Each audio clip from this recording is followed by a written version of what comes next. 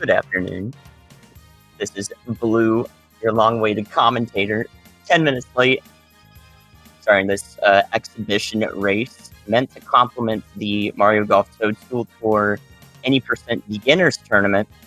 What you will see from these two runners ranked 4th and 5th in Any % on the leaderboards for Toadstool Tour is a great example, or two great examples rather, of what these beginners are really headed towards in terms of skill if they choose to improve their gameplay overall in this speedrun. And that is definitely an option for all of you participating and watching. Let this serve as inspiration. If you think this game is easy to get into, well, you've only just begun, because these two fine lads will show you what's possible once you reach the top. So we'll be starting this Any % race, just like the other ones in the tournament, really soon. This is not for the bracket, let me remind you. This is just for an exhibition. And yeah, that's it. It's going to serve as a great compliment, so I will be your host. And luckily I can follow along with this game rather quickly, as I'm rather experienced with it. So 2 players going fast. Let me add them. If you get questions you guys have, let me know in chat. I will do my best to answer. And hopefully I don't forget to use my push-to-talk button, because I'm bad at that. But I can do this. So, yep. Hephlex, if you need some stats, Hephlex is in 4th place with a 55-minute and 14 seconds for his PB. And kcamper is in 5th place with a time of 55 minutes and 30 seconds. So their PBs are only 16 seconds apart. Alright, I can hear audio of the race beginning already, which is fantastic. But I cannot see the race yet, so I will let you know when I see the race.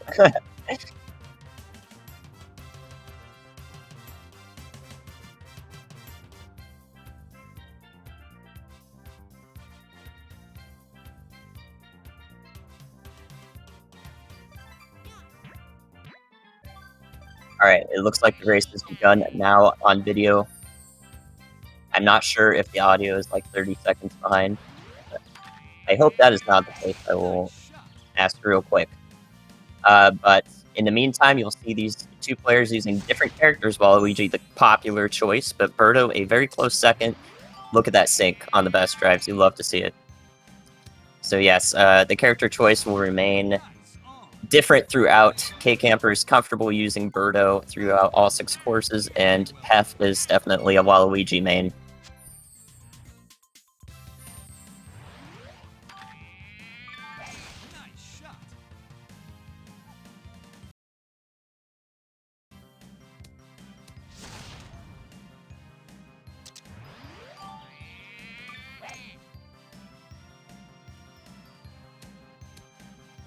Alright, so what these fine gentlemen will be doing on Lakitu Valley, this is their sandbox, essentially. They know how to hit these shots, how to make these putts. They're adjusting for greens really quickly, as this is an easy course to tackle.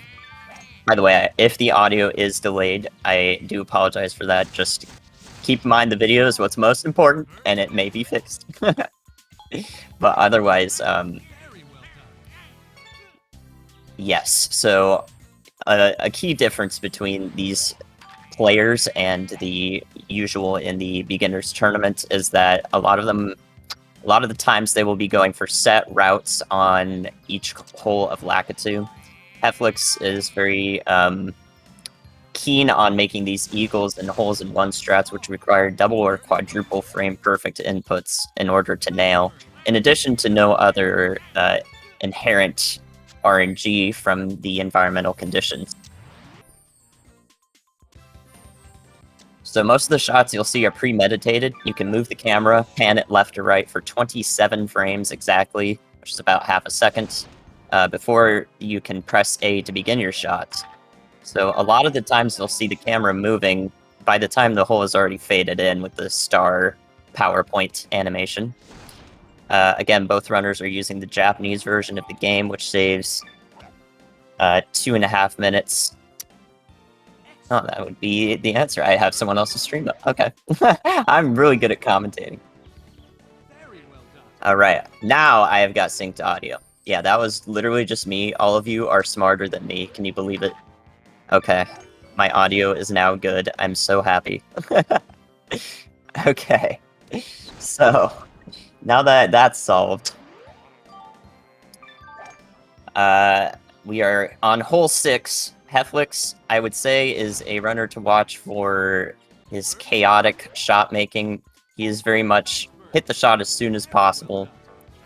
And much less like kcamper, who is a very meditated person and trying to get his score to be as good as possible. So you'll see the difference between a chaotic player in Hef and a planning player in kcamper. Keep in mind, again, these characters are not going to provide much difference in total time between the two runners. Birdo should lose insignificant amounts of time across all 6 courses, as far as we know.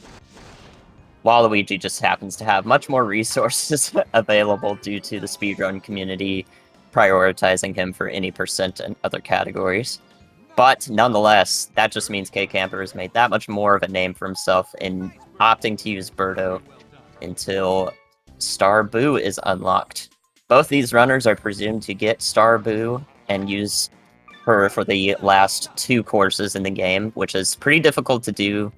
I don't think it might have happened once in Friskiest race, but I don't know if any other runners have gotten Star Boo in for Peach Castle Grounds in this tournament so far.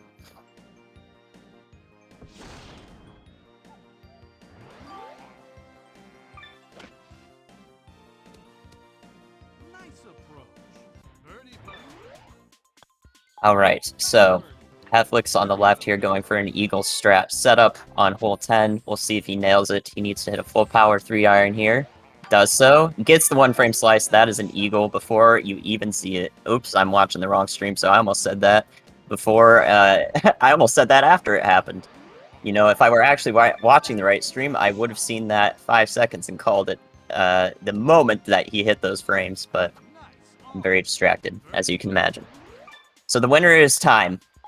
Winner determined by time. Score only matters such that you can skip holes, because skipping holes incurs a triple par penalty, and skipping holes that you don't need to play is fine because you only need to win the tournament, and the tournaments have a set score. So as long as you know the score you need to win the tournament, you can skip holes and save a lot of time that way, but it is dependent on your score. And that's why players such as kcamper have thrived in the environment of any percent speedrunning. This is because he may make up some of the time determining how best to make a shot using the camera in skipping more holes or longer holes than Hephlex is able to.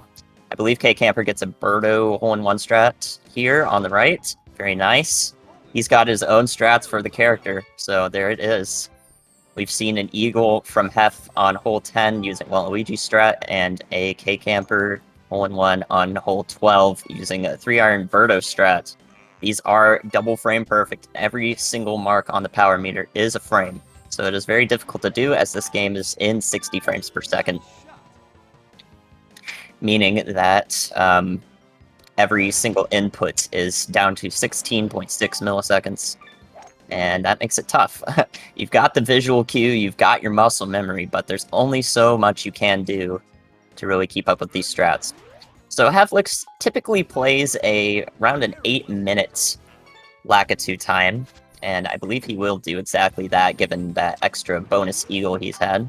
kcamper usually rounds up with an 8-minute and 20-second Lakitu, so it is expected to see these two kind of separate by a couple shots in this course.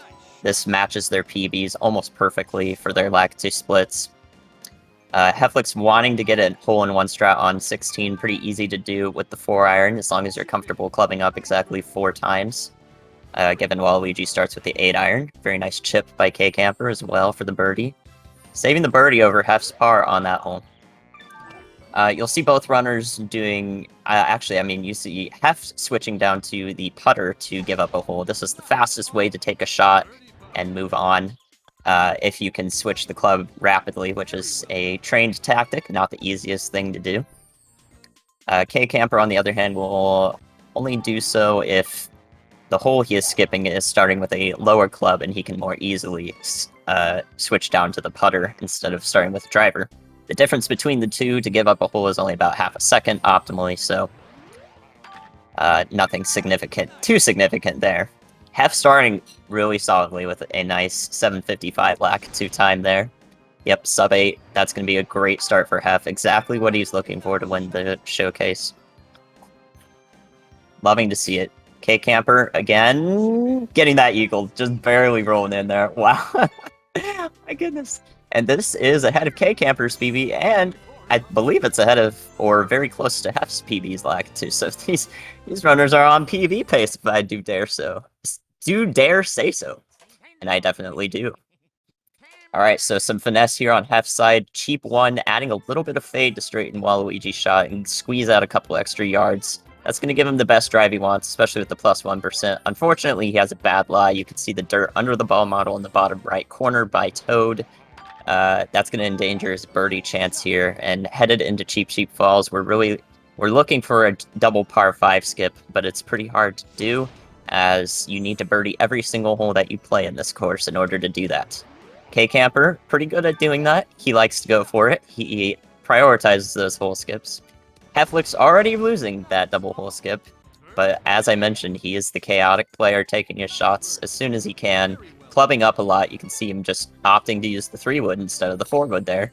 That's less air time, less hang time, and a more difficult shot to control than the 4-wood that will pop up in the air longer, and sometimes it'll help save those milliseconds, really, but in that case, of course, Hef had to deal with a long putt. Kind of difficult. No birdie there for him either. He cannot miss another birdie, otherwise he loses out on a par 5 and 4 skip, the next tier of hole skips to go for, while still winning the tournament.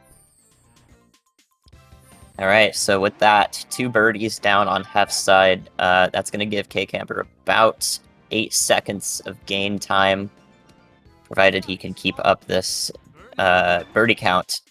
If he does keep up the birdie count, I expect Kcamper to either be nearly even, or if not ahead of Hef, just due to the difference in the hole skips alone. Each par of hole, or each par count of the hole that you skip is about 10 seconds different. Beautiful shot from Hef on hole 4 to the green. Kcamper close on his tail. So if the players were to skip this hole 4, it would cost them about or it would save them, rather, about 27 seconds, whereas if they skipped a par 4, it would save about 18 seconds, and a par 3 about 9 seconds. So it's a difference of 9 seconds, 9 or 10 seconds between the pars. Kcamper keeping the birdie count. Hephlex is going to deal with center flag on hole 5. Difficult putt here, needs to hit it hard to go up the slope, and also play the break. Does so, very nice job. Alright, so yes, Cheap Falls, I would say, is just a little bit more difficult than Lakitu. It's got some really intriguing shots, like you saw at Kcamper's screen. He just kind of slid down the fairway there. If you know what you're doing, you can play around those or use those to your advantage, and the course becomes much less difficult. But if you're playing it without experience, then you'll suffer a bit more. Hephlex hitting the worst rough lie, getting a slice on a 1-frame impact zone, meaning that a 1-frame mistake will cause your shot to deviate from the simulation line quite a bit more than expected. But he sinks the chip in as a recompense, and that's really nice to see. Since those first 2 holes, he has not dropped a birdie. Kcamper putting from the fringe, actually optimal, because the announcer does not say nice on, which will save you about a second, if you can manage it. So very nice putt from the fringe. It says chip in, just go with it. Let it be a chip in.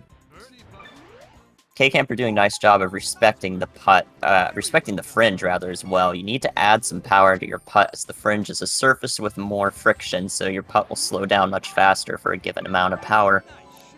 Yeah, I mean, these runners just really showing what it takes with the situational awareness. One of the large things. It's just about knowing every option you have to take in any shots, any given scenario. And these runners have definitely done enough runs of the game, especially any percent, to know what they need to do. Another French putt from kcamper. Still, not dropped a birdie. This is impressive, man. 2 par 5 skipping Cheap Falls. I did not even do that in my GDQ run in AGDQ 2021. I did a run of this game, of this category actually, and I did not go for 2 par 5 skip, even on a world record pace, you know, from a world record speedrunner of the game. That is a dangerous thing to do, so you can tell just how much kcamper likes to prioritize a score here. If you watch his ball model in the bottom right, you'll see that Hef does not use the D-pad to move the simulation line to account for hitting a different impact point on the ball. You'll see the red dot move, but in certain circumstances, kcamper will do just that. He has a knack for holding up or a direction on the D-pad to see the simulation line and make a split-second decision. You can see it there. Now the star is showing because he used the D-pad to go up and then used the control stick to aim up during the shot. That is a split-second decision. Another set of inputs, which can be really difficult to deal with because this game is already pretty demanding when you're making your shot. You need to be able to multitask and think about what you're doing rather effectively. Alright, so Hef still not dropping any more birdies. kcamper with a dangerous shot. I tell these guys not to, you know, hit top impact point on the ball unless they're hitting full power on hole 11 if cheap. They do exactly that, and it's so dangerous because he'll hit that upslope immediately. But kcamper, I think, actually only made it because he got plus 1% on the shot. So you see the minus 1% there now, and I could explain what that is next to Toad. That's called shot distance variation. It means basically that if you get a minus 1%, except for putting, your shot is going to go 1% less distance, about. It's really to do with the physics and forward velocity and so forth, momentum imparted on the ball, but for all intents and purposes in watching this marathon race, it is roughly 1% of distance. So Hef opting to skip hole 13. He still has a par 4 skip available to him, given no more misses and birdies. But I believe he's actually going to save it for hole 18, provided he doesn't make any more mistakes. This is the marathon safe thing to do. kcamper also hasn't missed any birdies, I believe. Yes, no missed birdies there, but opts to skip hole 14 for a par 5-4 skip instead of a par 5-5 skip. I mean, I was saying it, I wasn't sure if he was going to do it, so really respectable. Really respectable stuff there. So this will give kcamper, again, both need a score of +4 to win this tournament. Tie to win is acceptable, and unlock the next one. kcamper only needs 1 more birdie in the last 3 holes. Hephlex needs 2, now 1 in the last 2 holes. kcamper trying to line up the birdie here. Both still doing a wonderful job. My headphones just died, so now I am going to watch this game without audio, but luckily I know what's happening, so I can imagine the audio in my head. No worries there. I have no idea why they died, actually. Oh, I know why they died. They're not... The audio that I'm listening to is not loud enough, so they don't detect it as an actual audio source, so I could turn them right back on. They did not die. Everything is okay. Now, don't worry about the headphones. I'm fine. They're active on, powered on headphones, so I need to have active audio sources for them to stay on. Very funny. Alright. I did not see what Hephlex was doing on hole 17. I presume both runners went for a little shortcut over the trees, like kcamper did there. That is to give a better shot at an eagle on this hole. Very difficult shot to set up, but it gives you an advantage in a much-needed moment. Hef, again, ahead of +4, has no problem putting onto the green. Putting is going to be faster than chipping in every circumstance. You can imagine, really. Chipping usually loses about 2 seconds, 2 to 3 seconds to a putt for the same score. So you can imagine that. Again, Hef gets a sub 17. Absolutely amazing stuff for a cheap falls split. And kcamper, really less than 10, right about 10 seconds behind him. Love to see it. So yeah, both runners not having a problem in the early game. Really good splits from both of them. Not sure if they're both on PB pace. I can't remember their splits after Lac 2, but yeah. Again, feel free to ask questions. I am multitasking to the best of my ability. I can answer questions in chat if need be.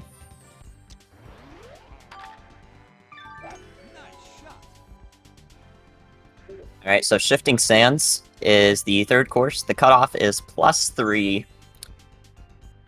So these runners will need +3 or better in order to tie and unlock the next tournament. The fourth one, a valid set of hole skips on this course, involves a birdie on every hole and eagling a par 5, typically hole 7, with a nice shortcut available to both runners. They will go for it for sure.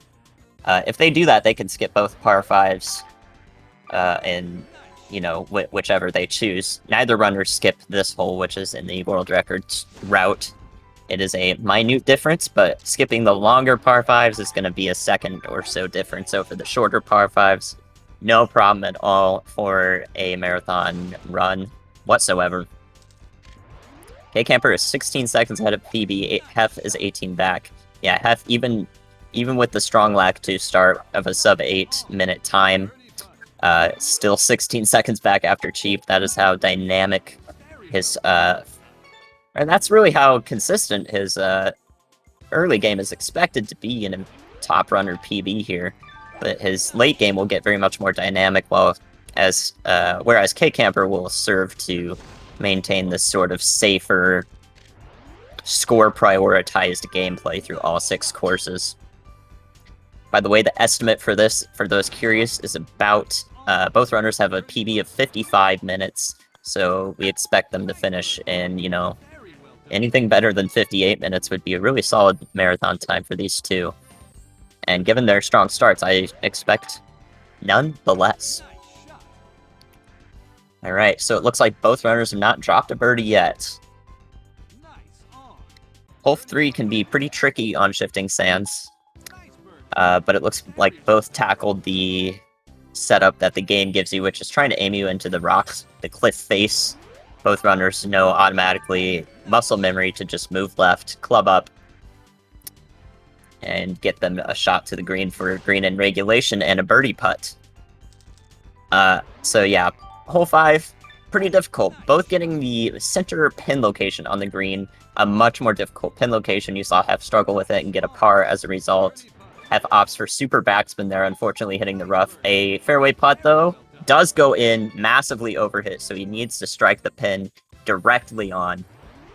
Very good stuff. I think Hef is going for a rock bounce here, if I'm not mistaken. Looks pretty consistent for him. Love to see that. I don't even do that, man. What are these runners pulling out on me? This is absolutely wild. Unfortunately, a 2-frame hook on the second shot, hoping to get in place for a nice chip into the green. There's a bit of slope for this pin location. Hef smartly playing a hook, but not enough power to really make it to the hole. The hook did offset the left to right slope leading to this pin location, though. So that was a smart play. You'll see kcamper instead opting to bounce on the green and not go for a quick bunker stop. The bunker is actually wanted. Both players, again, getting this same pin location. A much more difficult chip in if you opt for the bunker strat. So now this puts kcamper again 2 strokes ahead of Hephlex. kcamper gained back a little bit of time over Hef, about 10 seconds on Cheap Falls, and the difference of 2 strokes again is about 10 seconds on their own, but it will lead to even more when these runners skip holes on this course. Love to see that. So again, yeah, Hef knows exactly where he wants to put these tee shots on each hole. kcamper on the fringe makes a kind of risky putt here. The right pin on Shifting Sands 8, not one you really want to see. Harder to get to due to the presence of a greenside bunker. You'll notice that a lot of the times these runners are hitting top impact shots. You'll see that red dot go to the top of the ball. This usually saves about 1.5 seconds to 2 seconds for a given shot on a flat surface over just hitting the center of the ball, because you have much less airtime, much less loft on your shot, so it goes not as high up in the air. Hef dealing with a difficult chip in here. Finessing the impact point, and the slice is going to put him right of the cup. Unfortunate. So that top impact shot, that saves 2 seconds every time. These are the kind of shots that the runners will be going for when they know they are safe to do so, or they think they are comfortable being able to control the shot, as the reduced loft, yet going nearly the same distance, means that the shots are traveling a lot faster in the air, so they will land with a lot more forward momentum and thus bounce nearly the entire green, as you saw on Hef's screen. What perfect timing. Thank you, Hef. Hef, and then missing the putt. Yeah, you know what? Your examples are valid. I appreciate it nonetheless. Okay. Lots of score misses. K-Camper playing the perfect sands, and you can see, even though he's taking some time to set that camera up, more often than Hephlex is, these strokes are quickly gaining because K-Camper knows to use that camera very sparingly and very quickly. Beautiful bounce for Hephlex. Into the back pin. Both runners, I think, actually getting back pin on hole 12 as well. Their pin symmetry here is unbelievable. The first 3 courses, you have access to 2 pin locations on each hole. They will always be the same 2, and randomly decided between the 2. So you're seeing 50-50s for both runners coincide back to back to back to back. Kind of nice of the game to do. And that means that the game really isn't giving one advantage to a runner over the other, because on shifting sands, we start to see pin locations even between the 2 that are much better than the other one. So this is the first difference I saw. On hole 13, K-Camper gets right pin, Hef gets left pin, both birdieing without too much trouble. Hole 14 is the double dogleg par 5 that both runners will be opting to skip immediately. It is just slow to play, lots of dangerous cliff faces to try to deal with. Not an optimal speedrunning hole, so both have no problems. Again, +3 is needed to win the tournament. Very nice putt from Hef. Back and forth, tumultuous breaks on that green, so it's really difficult to understand how your putt is moving faster at a certain part at the start of your putt when you put all the power into it, and slower once friction on the green has started to impart its force and slow down the ball. So each part of that tumultuous slope on that green will affect the putt differently, and it's a very beautifully crafted putt to see that work. And that's the kind of situational awareness you're looking for in these top runners. Again, another great putt for Hef. Will he skip 17? He will. This is going to put him at +4. It's a score of +6, triple par penalty. 3 times 3 is 9. That's 6 over par. That's how that works, in case you were wondering. So he needs a birdie or better on this last hole.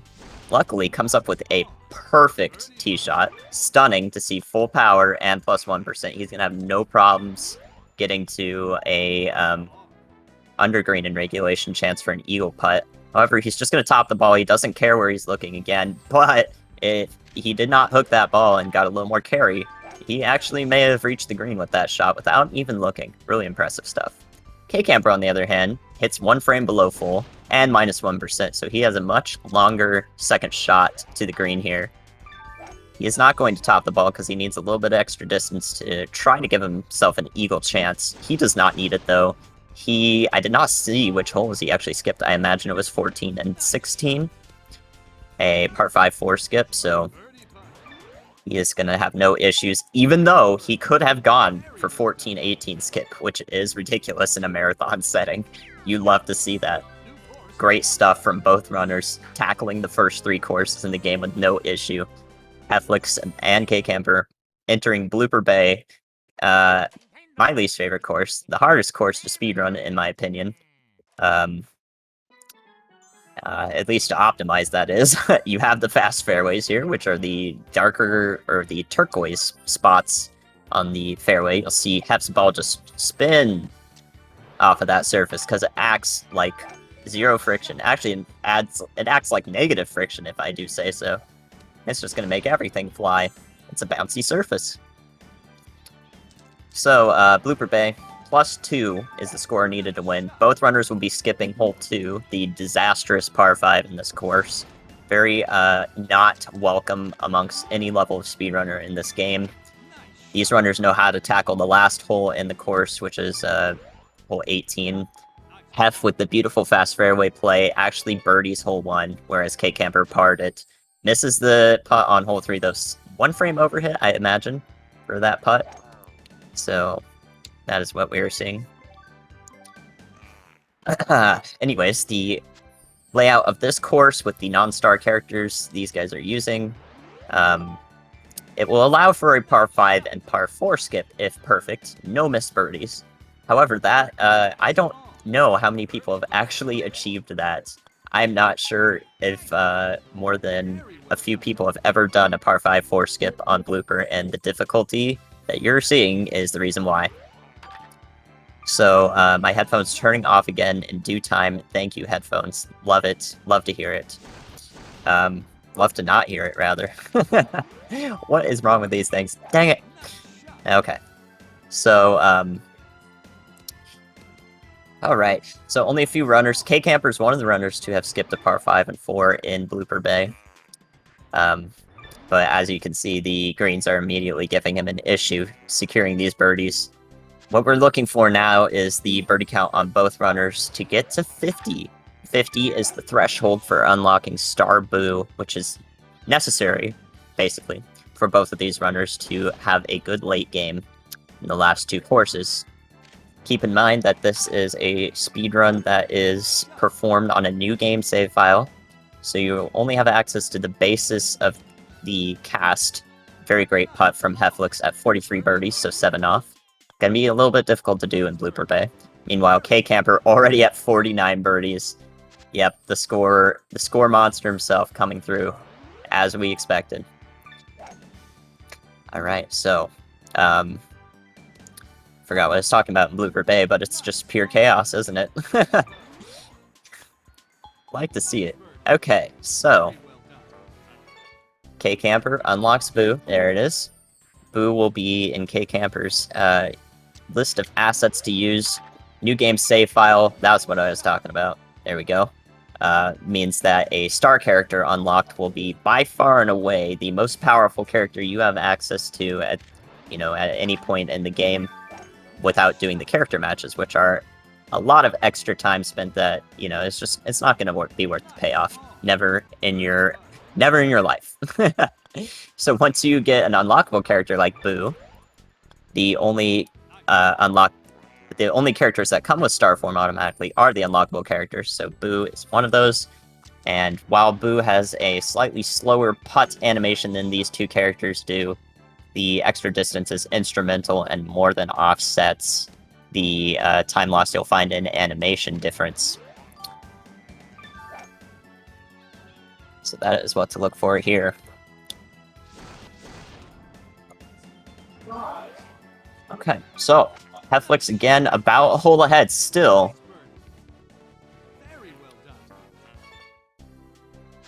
He is playing the chaotic shots. He starts that putt up but sees that break right in front of him, so he knows to go ahead and let that putt run out. There's no way to cancel shots once you start them up. You just have to wait for them to end. So he cancels out that putt and takes the 2.5 in order to guarantee he gets the birdie on hole 9. Solid front 9 from Hephlex. It looks like, if I'm not wrong, he's only missed one birdie so far. My math might be off on that. Maybe 2 birdies missed, but that's exactly what he needs regardless for unlocking Star Boo. K-Camper barely misses the chip, and Hef barely misses the chip. And there we go, the synchronized putts. But K-Camper takes the longer route, setting up the tee shot and second shot to go over the mountain and give him a slight chance at an eagle chip in. So missing that chip, not a problem for K-Camper. Wrapping up with a birdie nonetheless. So Hephlex, should pay attention to him. He needs these birdies. He is at 47 now, and he has 7 holes to play on Blooper Bay, 12 and on. He needs 3 of those birdies, 3 of those to be birdies, and he is not quite given up enough birdies to skip a second hole. You can miss 2 of them altogether and still skip the 17th, which is the last par 3. K-Camper has, on the other side, given up those birdies. Hef might actually lose it right here. He plays a dangerous hook and topspin combo. I had no idea how he's going to make that up once he didn't move for the wind at all. My goodness, what a chip from Hef. A last minute, outcropping of his available options on that chip. So he plays the wind, crosswind, left to right with a hook, a left offset, and the topspin to give him the extra distance that the hook would lose. Fantastic stuff from Hef. Gotta love it. Hole 12 on kcamper side, long par 4 and uphill, tough to deal with. Even the slightest overhit with a topspin approach to the green will yield results like that, but kcamper's been in this situation many times and makes the putt no problem. F, 5 holes to play, only needs one more birdie.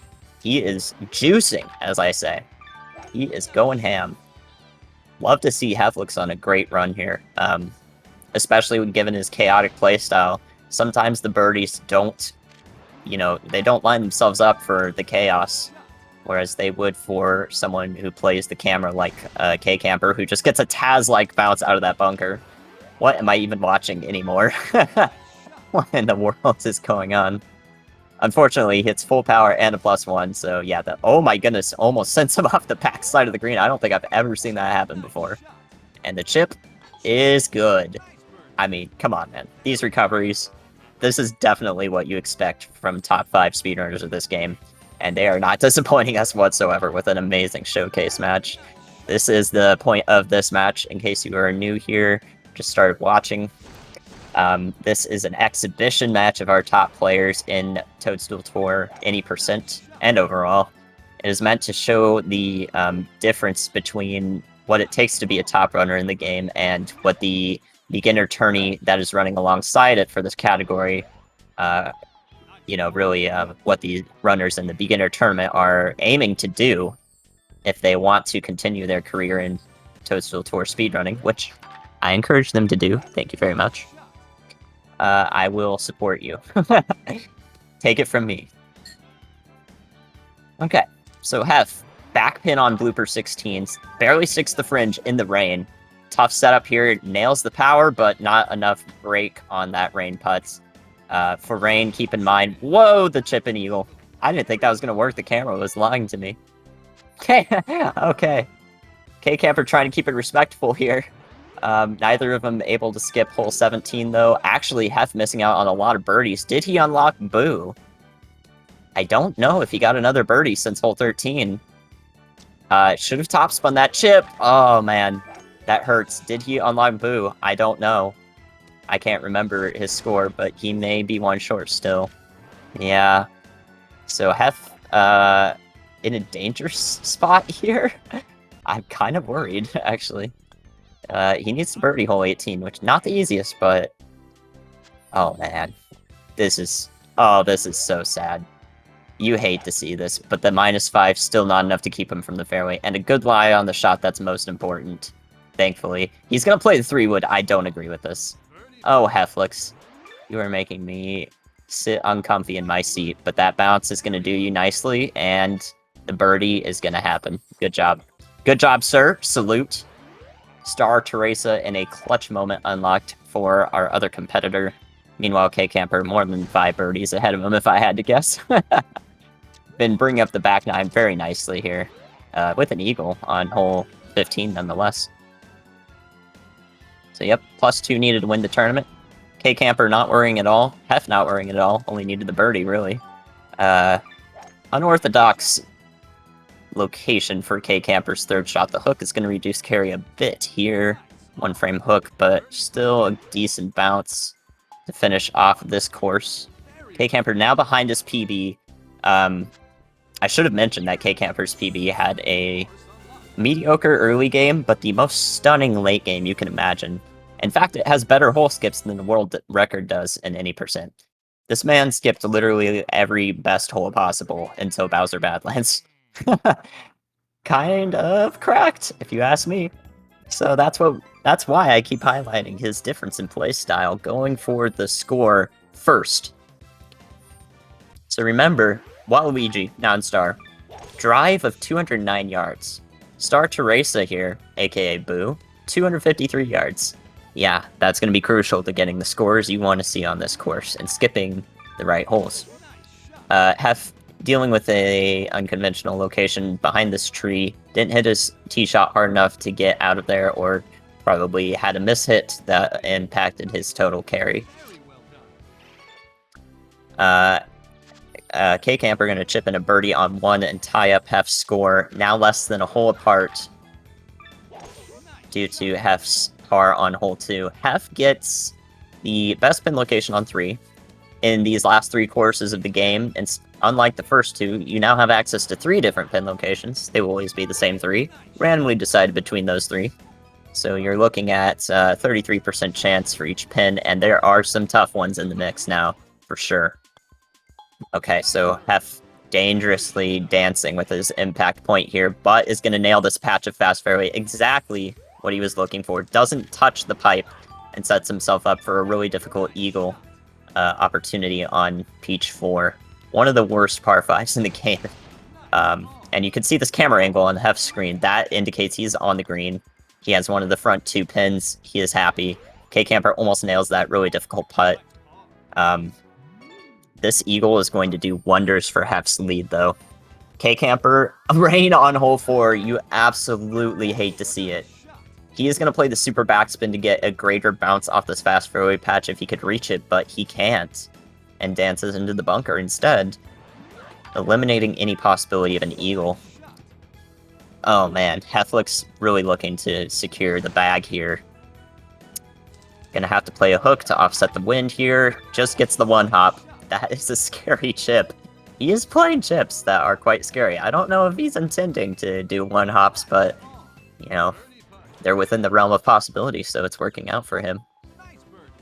Very nice job. Alright, Kcamper finishing up with respectful birdie. Instead, also gets an easier pin on hole 4. There is 1 back pin location you do not want to see, but we can wipe our brows because we do not have to see that one this time. Hole 7 on Peach, one of the easiest birdies in the course, so we're looking for a calm sigh of relief here on this hole from Hef as he preps for hole 8, a par 5 that will require a shortcut going massively uphill to get an eagle using the power of Star Boo. Although it is possible with Waluigi, it's just difficult. Use the forward. Use the force. So yeah, long putt for Hef. He's not sweating it at all. Barely a slope to even play. Here comes the setup. Using the D-pad to give himself a a high fade, hitting the bottom left part of the ball there. That's going to get him up here and only a wedge shot to the green. Gonna backspin the wedge. Don't agree with this personally, except I'm bad at the game too, so looks like world record is free. Good job to the eagle, Hef. Very good. Okay. Kcamper taking the sigh of relief with hole 7's easier birdie. Has a good line for the eagle there, but not quite enough juice on the backspin.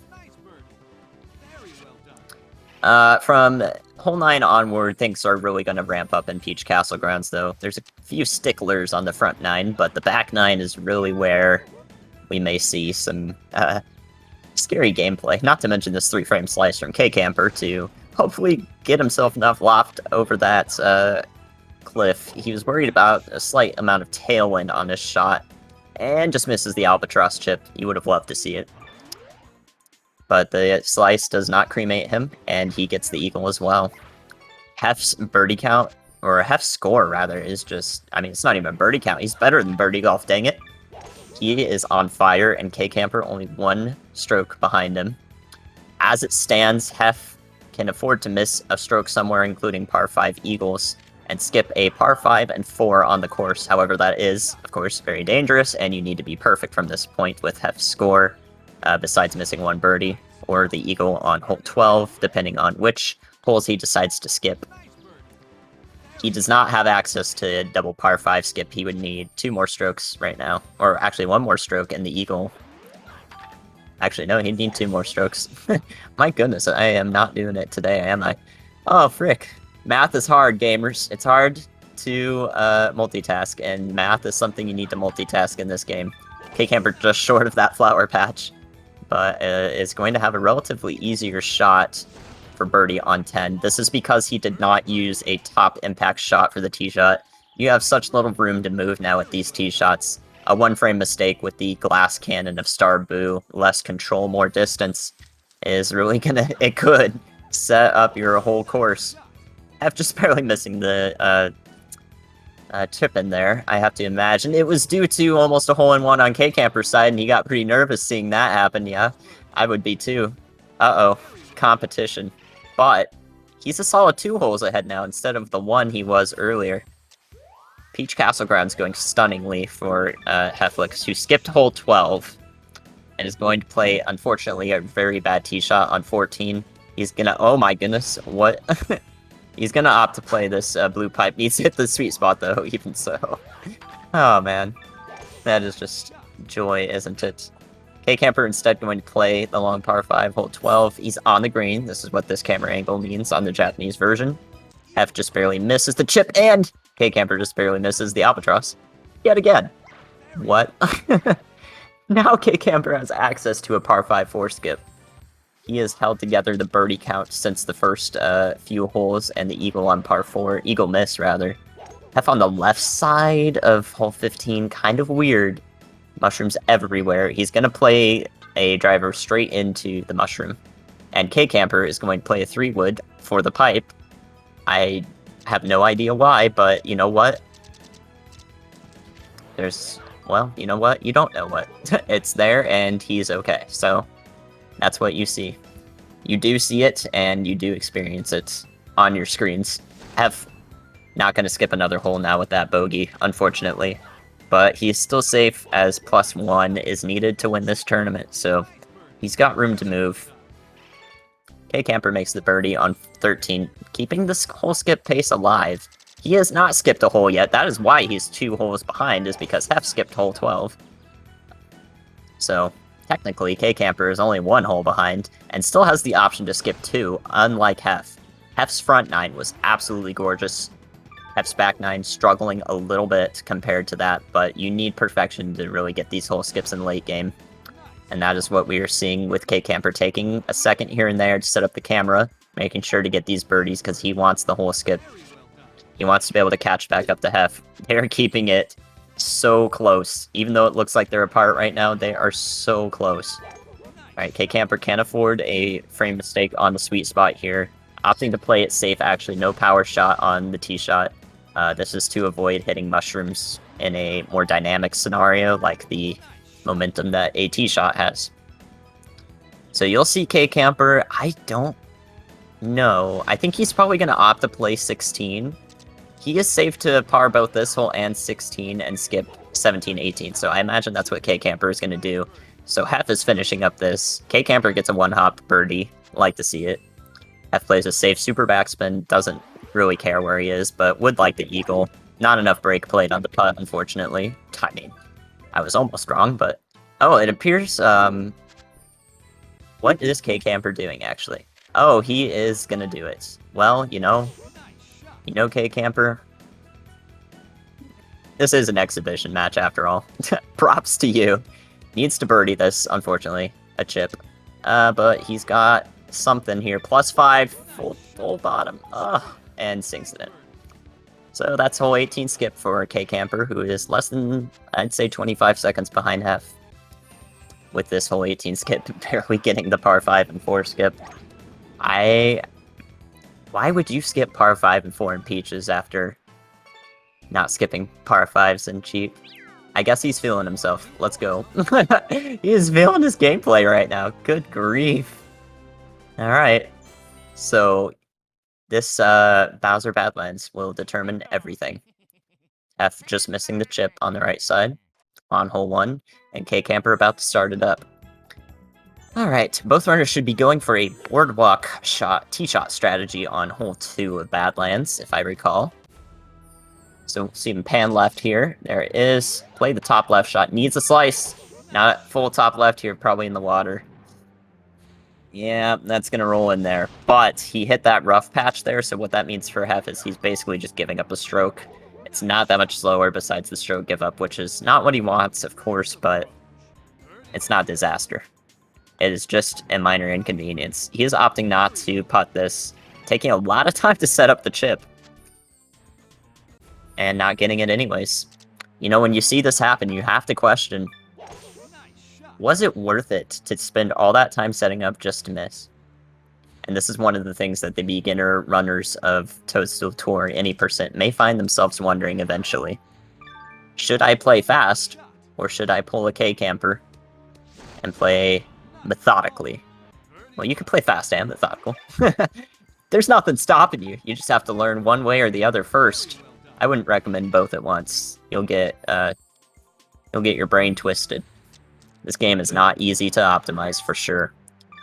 Okay, so we'll see kcamper not opting to play top shot to the island on Badlands 3. These runners are on the same hole, by the way. Hef getting a birdie after chipping from the backside of the green. kcamper in a much better spot to get this eagle. The wind is going to push him quite a bit here.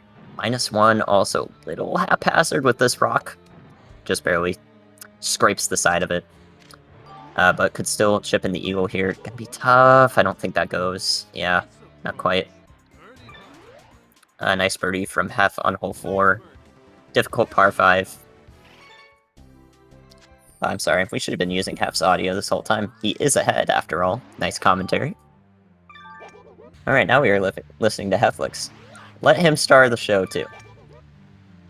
Hey, his audio sounds pretty good, don't you guys think? Sorry, I was just enjoying kcamper's gameplay. You know, if he's making more birdies than Hephlex is, that's the sounds we want to hear, right? Let's go. Alright, rain on hole 5 of Badlands. One of the hardest holes in the game besides Blooper 2, which we skipped. But this is not an optimal skip for these runners. Both hoping to make the fairway, but neither did on the tee shot. So Hef's going to come up with a par on that hole. And kcamper is going to come up with a difficult time getting this chip in right next to the green. Looks good to me. Very nicely done. Right pin for Hephlex on hole 6. A little bit of a concave green here in this area, but even though Hef overhits that putt, he gets the birdie no problem. That is a result of the game's lenience on allowing you to overhit your putts, which is very nice. Very appreciated. Gets a good pin location on 7 as well, so Hef's not going to have a problem with this straight putt for a birdie on 7. kcamper on hole 6 sets himself up for a birdie as well. So many birdies. Birds everywhere. But keep in mind, kcamper again, tending to set himself apart from Hef and score. Has not dropped a birdie. Is playing birdie golf. Did not eagle hole 3. That's the only mistake I've seen so far. Hef is playing a disaster. What is he doing? What is he doing? Oh man, I could barely look if he didn't hit the rough here. I was gonna cry. Actually, no, I'd be excited. But yeah, that rough mount's critical for the shot that he played. Basically, he played to the parallel part of the green there and almost paid the price for it. kcamper is going to skip hole 8 because it's raining. And this is a deadly hole in rain. So now they're even, but keep in mind, Hef still got the hole skip, and Hef's got rain on the next hole. You cannot get rain on 2 holes in a row in this game. So kcamper opted to skip 8, knowing that he could rest easy afterward. Well, -5% says otherwise. Hef forced to play some ridiculous cleanup shot there. He's going to have to get a par or worse. kcamper sinks the birdie, though, from far away, after getting -5% on the second shot to the green. Respectable. Oh man, Hef. Really keeping it interesting here. The hole skips are tightening up for Hephlex. He has not skipped one yet, but he will attempt to do so in the back 9. I also have a cat who may press on something. Okay, he's fine. kcamper going in the water on hole 10. Okay. Hef also going in the water on hole 10. kcamper waiting forever! Oh my goodness. Game not allowing kcamper to speed up the shot, so he just waits. Apparently, Hef played that hole much more quickly than kcamper did, even both with the water hazard. That's really unfortunate, but that is going to even them up. Actually, it's going to give Hef his lead back that he was missing out on. Kitty, please, what are you doing, my friend? Midas has come to say hello. Say hello, Kitty. Hello. He's entertained by the end of this race, and I would be too. Okay. Hef playing the tee shot of Legends on hole 12 and puts himself in, I don't know, that. He's gonna have to go for a par again. Meanwhile, kcamper bad lie, forcing him to play an impact zone he does not want to play. 1-frame slice, just gonna put him off the green, unfortunately. 2-frame impact zone there. Not liking it, but the chip-in does happen. And now they are synced yet again, but the score difference is still going to make or break the difference between these runners right now, as Hef is able to skip a hole, and kcamper has done his whole skip. As it stands, the runners are probably on pace for a 56-minute any percent time. Both are around that area. kcamper less so due to the lack of a hole skip. Hef dealing with the bad lie, trying to go through the grate here. Slices it, but is okay. My goodness, scary. kcamper sets up a great shot a little faster due to his good fairway lie. Both are going to go for the eagle chip, and they're not really caring where they end up here. They just want a safe shot through that grate more than anything. So both of them end up with birdies. Alright, on hole 14, you have a little bit of leniency with this side of the rock there. As long as you don't slice your shot too much, you'll be fine. Both runners playing the top shot to avoid that loft that they don't want. And Hephlex, score -6, is looking to skip a par 4 probably with this Badlands. Not up to snuff for him, I imagine. But kcamper missing the birdie. He has really got to pick it up here. I think Hephlex is very close to securing this, unless something disastrous happens, because he has the whole skip on deck, and kcamper is not getting those birdies. Hef skips out of the bunker in the rain. That's a possibility to skip out of that guy. Well, any bunker, really. And Hef, there's the disaster I was talking about. Oh dear. Well, I'm not sure what he was going for there, but he tried. He tried something. And now the whole skip in question. kcamper going for the green. This is going to be really close. kcamper! Okay. Okay, son. Well, we have a race. Okay. Hef is going to go for either a bogey if he sinks this putt, which is not easy. He underhits it. I don't think so, friend. Oh, I guess it wasn't underhit. Might have got a bounce somewhere, but the bounce set aside his line. Trajectory not good enough. Double bogey. Oh my goodness. Hef has only got hole 18 skip in his pocket now. That's all he's got. And kcamper is a stroke ahead of him. Oh my god. What in the world? It's almost like he's watching the stream to make it happen. Hephlex! Hephlex! Bouncing off the guy's foot! And it goes out of bounds. What in the world is going on here? Hef does not have a hole skip. kcamper just might have taken this away. The Womp said no and decided the race. Hephlex is freaking out. He knows he's in trouble. kcamper is consistent. He's worried. Camper, what in the world?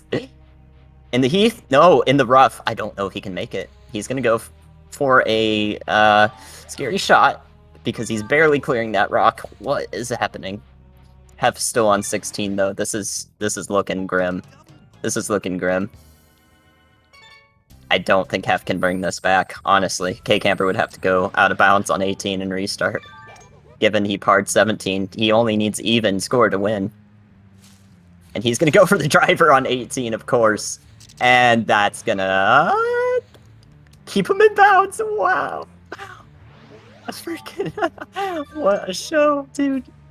He was going for it all. Has to make this, or doesn't have to make the putt, but he's gonna anyways, right? Yeah, he's gonna anyways. Wow.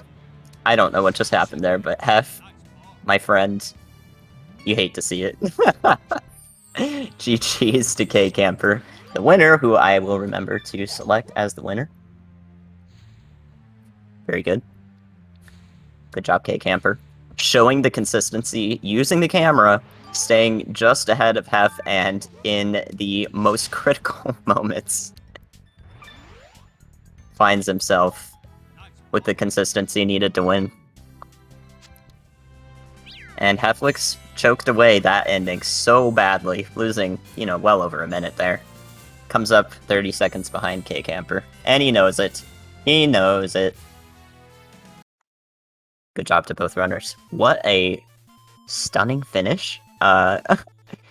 I think, the odds were tilting pretty much 90% Hef, 10% kcamper there, and, those 1 in 10s, do they pay off? Man, I've run enough Twitch Preds in my life to know. Good grief. Good gravy. I can hardly believe it. Okay, well, what a race. Love to see it. Hopefully I did good commentating. I hope you guys enjoyed that race. I imagine since I dunned both of these guys, they could join the Discord if they would like to do commentary, or I'm sorry, to do whatever they want to say in the time we have in this exhibition showcase race. Again, if you just came in at the end of this, this was a exhibition of the 4th and 5th place runners of any percent, commentated by yours truly, Blue Candy, to see if, see the opposite side of the beginners tournament, see what the beginners in this speedrun tournament are really looking to aspire to. They see the consistency of kcamper and look at those best badges, they don't lie.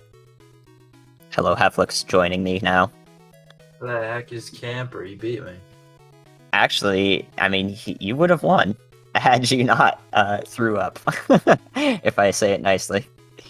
That's a nice way to put it. I don't know, if hole 15 on Peaches happened, and I was on 54 pace before that. Oh my goodness. Yeah.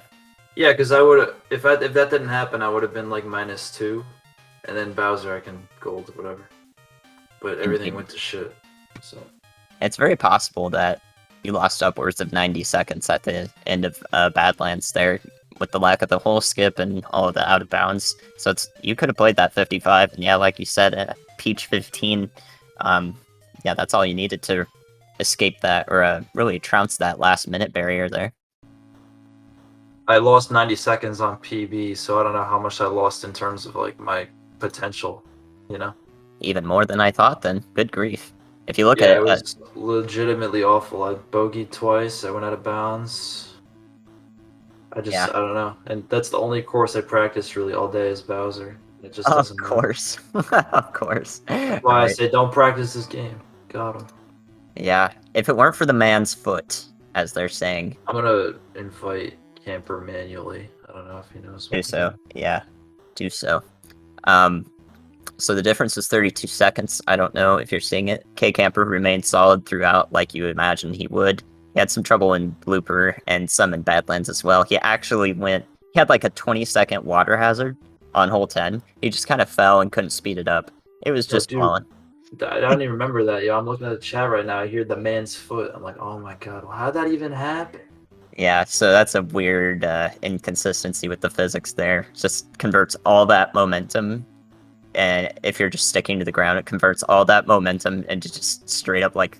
it's like you just kind of... It's kind of like you got kicked, but, you've seen it happen on the wall on Badlands 3, and you've seen it happen there now, so it's just it's just a thing you gotta know, that situational awareness. If your shot goes awry, that's something very possible that could happen. What's it called? I went out of bounds on 15 too, because the rain displaced me, and I didn't realize. Because I usually just like tilt left, and then I'm able to avoid the brick wall, but not if there's rain. Yep. So some newer runners undoubtedly watched your playthrough there. What would you have to say to them, given your run that you just showed off in a marathon setting? What should they be looking for? Basically, as you can see, going as fast as you can without any reckless abandon can work out, but then it does until it doesn't. Indeed, and that that manifested in the clutch 50th birdie on blooper 18, by the way, and still 54 pace, even with that. To be honest, when I was going into Bowser 18, I was like, I don't even know if I have 49 or not, so I'm just gonna do it, and if I don't have Boo, I'll just show off what happens if you go too quick and miss out. But I ended up getting it, thank goodness, and it almost turned into like my best Peaches ever, honestly. Very nice. Yeah, very close to it. Yeah, your front nine was super solid of Peach. I definitely pointed that out. I saw you over birdie golf pace that whole time. Yeah, it was insane. I've never done that before. kcamper free to join if you're waiting on setup. Just get in here whenever you'd like. So my cheap was also pretty bad. I parred the first 2 holes. Did not expect to do that. I got a bad lie on 1. Yes, indeed. Yeah, the bad lie. Welcome, kcamper. How are you feeling? Wow, I didn't realize how close that race was. We'll just say, since you haven't been able to probably watch what happened yet, that you were definitely on the 10% odds of the 90-10 going into the latter half of Badlands, and things just happened to tilt your way. Oh, I was gonna win yeah. that. Like from back 9. I felt like No. front 9 I gave it away. No, it was the back 9. All those out of bounds and so forth. I went out of bounds on 2. I missed some putt on 1. No, not 1. I missed some putt. I went over the green on 3. Oh my god. Yep. So, Camper, your thoughts? Well, as far as my run was concerned, I somehow ended up being ahead of PB pace by the end of the first half of the course. The first half of the category. I got 11 seconds in. Well, at the end of shifting sands, I actually was around 11 seconds ahead, and that was with a 5-4 skip. And sorry, wait, was it 5-4 skip? Yeah, it was a 5-4 skip. I parred 17. I actually did get a hole-in-one strat on hole 12 of Lakitu Valley, so I was pretty happy I was able to pull that one off and show it off to the folks. Bluebird Bay was pretty terrible, as you might have imagined. I missed some pretty critical putts in the front 9, and that already costed me the second hole skip altogether. Not to mention that for Badlands, I actually ended up having rain on Badlands hole 8, so I ended up having to skip that hole instead of hole 16. So I had to improvise whatever I could, however I would. So Yeah, and that was extreme improvisation, as I precluded many times to the audience. In your perspective, given that you are the score attacker and Hef is the speed attacker here, do you have anything to say to the newer runners who may have just watched your run there in this marathon setting, what to look out for and how to, adapt from your playstyle, maybe if they prefer that sort of accuracy and precision at the cost of a couple seconds? I feel like once you get familiarized with every individual hole, down to the pin locations, the distance remaining for each particular stroke, after before reaching the green, you might be able to ease yourself into letting go, because as you can see, I mean, even in some holes of Cheap Falls, I still end up having to use the camera because I'm still not very comfortable with the contours of some of those greens on for certain pin locations. But once you understand which club gives you a good amount of carry with an aggressive amount of run, then you might be able to plan accordingly and adjust with the impact point if necessary, if you want to make sure you want to keep your distance in check. For me, I kind of eased myself into it by just learning it as I personally learned each hole by going through all of the holes a good number of times. So I basically grinded out the whole tournament board with all of the characters, and then I slowly learned the contours of the greens that way. I know I'm not too sure if this might be actually appropriate for. I mean, I don't know if this might suit other people's playstyles, but I mean, I hope this kind of offers one angle that you can attack the speedruns in. Absolutely. Yes, this is the key distinction in terms of a brute force speed approach versus the methodical learning beforehand and starting to apply comfort and familiarity in terms of going fast and really combining the two into a speedrun like this in the top 5 potential of Toadstool Tour. So that's fantastic from you, fantastic from Hef, both demonstrating how those two core ideas of speedrunning this game are really starting to come together and of course, the times above you on the leaderboard show that you both have some room to move and optimize further your playstyles as a base, and then the ones that you yourselves are working on, which it's fantastic to see, even with Birdo. I mean, come on, that's respectable. Oh, absolutely. Exactly. I do have something else I want to say about my playstyle. I don't kind of just shoot the ball, more or less. I have a plan in my head before I go into every hole. The problem with that is that once you get past sands, your plans, no matter how good they may be, you make one miss hit, you get into one specific part of the fairway, one specific part of the course that you don't want, and you got to improvise that plan. And sometimes it doesn't work out for you. And that's the reason why I lost all that time, mostly because, I can adapt, but you can't adapt the best way every time until you really, really know what you're doing at every course. And really have that familiarity like Blue Candy has, where even if something goes wrong, you know what to do, even if you don't look most of the time. And I just don't have that yet.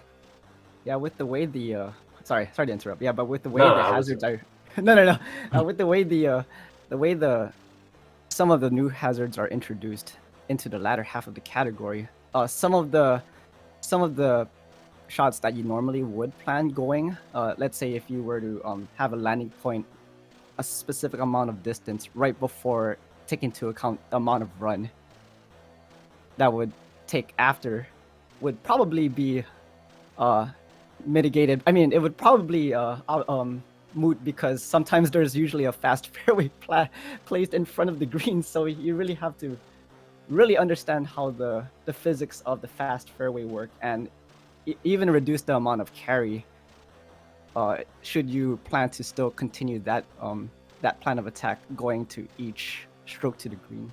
But that's yeah, it definitely is. Blooper Bay is still arguably one of the hardest courses out there, even despite having Starboo in Bowser Badlands and Peach's Castle Grounds. The fact that you're kind of limited by the initial base roster still forces you to execute accordingly, depending on how you plan to attack each hole. Yeah, and if you go into the rough with Waluigi or you go into a bunker, there's no getting out. You just have to give up that birdie automatically from that point. Yeah. Improv from both of you is stunning to look forward to if someone were to really devote a lot of their time to this game, as you guys have. That's the point of this exhibition showcase match, why we wanted to show it off in tandem with the beginners any percent tournament. So I feel like that went fantastically, and it had a clutch ending, which was unexpected. And that's what you want to see in a match like this, to show the new runners. You never know what to expect. Yeah. So with How's that, that putt on 6, by the way? Did you see it? That was pretty dumb. Why did I do that? I don't know why you did that. Come on now. Why are you asking me? I had my tee shot on Badlands 18 ended up hitting the off one of Bowser's teeth, so I was kind of surprised I didn't go out of bounds. Oh my god. I used the driver on 18, but I overhit it, so I wouldn't hit any. No, I did too. Oh, really? I wasn't in a position to birdie. I didn't have to birdie. I've never hit the teeth and survived with a driver yet. At least online. I did it once offline. Oh man. Okay. Well, you two are hilarious. Oh thank you for doing the driver on 18. It was fantastic. Oh, you're welcome. Absolutely. Yes. There's no other way. There is no other way. And there is no other way to do this beginner any percent tournament than host one like this. And my goodness, do we want to do more when we see the results of this? It's so much fun. But I have to cut you off here. So I appreciate both of you. Relay coming soon. Yes. Relay, we've got ideas for this. So if you like Toadstool Tour and you're here right now, then join that dang Discord on speedrun.com/mgtt. All right. With that, what's up? Oh, one more thing. Yeah, I would like to take the opportunity to thank SpeedGaming for allowing us to showcase our game. I hope it actually brings more people to actually run this game, because this game is actually pretty fun. Yes, please play this game. Yeah, and thank you again to all the commentators and all of the people who are contributing to make this happen. Oh, and big shout outs to Hef to actually making the initiative to moving forward. Thanks, man. That's all I got. Cool. Any final words from you, Hef? And I'll wrap it up myself. Dang it. We can run it back anytime. Run it back, salty run back. No, not I'll look- salty. But... No. I'll look forward to it. Don't worry. I'll look forward Very to good. it. Very good. Okay. Fantastic Eagle, by the way, there, K-Camper. But I'm not going to allow you to say any words on it. We're just going to watch it, and I'm going to end it right here. Thank you guys for watching Alright. this Thank exhibition you very match. much. Thank you for participating, and thank you, Speed Gaming. See you guys for the winners finals next Saturday, I believe, around 4 p.m. Eastern Daylight Time. And we've got more matches on the loser side of the brackets so that we work up to grand finals of the beginner any percent tourney that is running alongside this. Thank you for watching.